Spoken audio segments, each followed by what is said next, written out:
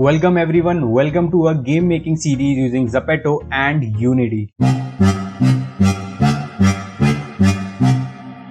In our previous video, we have learned how to set up our player character and test the project on our mobile devices. In this episode, we will be working on our game logic and working on a mechanism of a prop hunt game. So without any further delay, let's get started.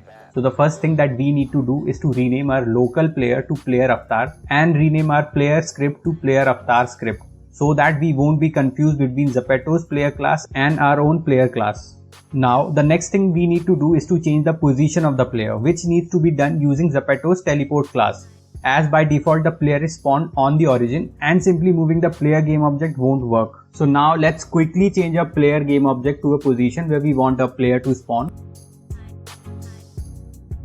Now let's call the teleport method inside a character class and pass the player position and a rotation. Now let's test it out. So our player is spawning on a new position, but the problem that I see here is that the player is not able to stand on the platform. So let's fix this problem by simply adding a box collider on the platform and test it out.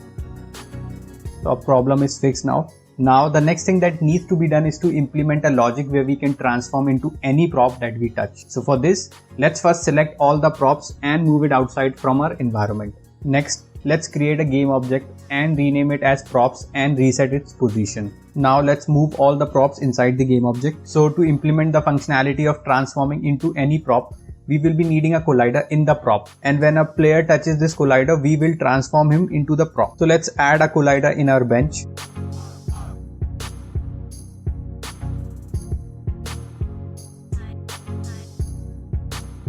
After adding our collider, we need a script to detect the touch. So let's create a new TypeScript and rename it as props. Let's add this script to our bench, and in our bench collider, check this is trigger box so that instead of colliding, we can pass through it.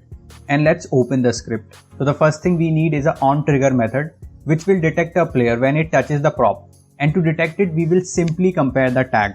Next, inside start, let's find the player avatar and make it accessible throughout the script, and call our method onPlayer collided with prop inside the player avatar and pass our prop. So after writing out prop script, let's add the method inside player avatar. Let's write the onPlayer collided with prop method here, and it will take a game object as a parameter. Apart from that, we are also setting up the tag of the player after spawning him. Let's also write the code of transforming the player into the prop. So what we are basically doing here is to take the player and disable its character and move the prop inside the player game object. So the prop will move according to the user control. So we are done with the code. Let's test it out in the editor.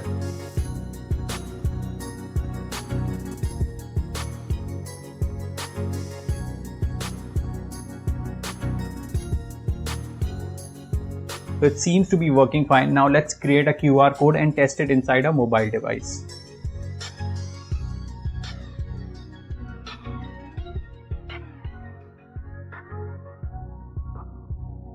So it works as intended. So that concludes our video. If you love the video, press thumbs up. If not, press thumbs down. And don't forget to subscribe the channel for more videos like this.